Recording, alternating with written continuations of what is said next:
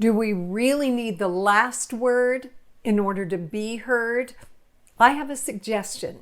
Let's make sure we're on the same page. When I'm talking about having the last word, I'm talking about the very climactic, sometimes even dramatic final words, the closing statement that capsulizes someone's position or argument, opinion, right?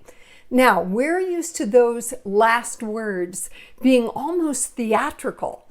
Think of the comedic monologue for those late night talk show hosts, and they have a zinger at the end that makes some sort of social commentary and takes a jab at someone or something.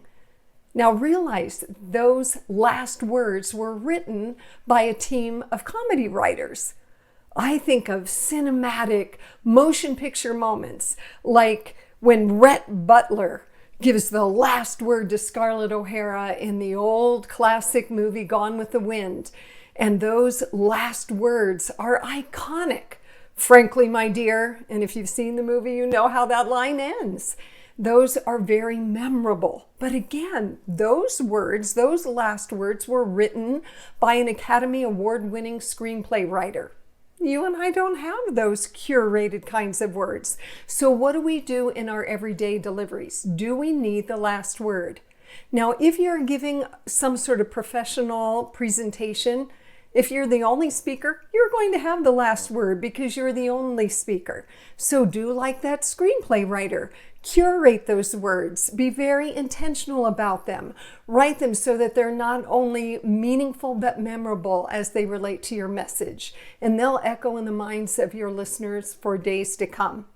But in a conversation with a spouse, with a partner, with your teenager, and maybe there's no meeting of the mind and there's a little bit of tug of war, try this. And if you have other suggestions, put them in the comments below. But try this. Say, let me have my peace. Let me say what I need to say. And then you get the last word. That is a very powerful way to do it. You are then able to flush out and say everything you need or want to say. And the other person gets to give that last word. Then you've both heard one another. Less tension. Other ideas, put them in the comments. But those are my 2 cents. In these 2 minutes, you may not need the literal last word.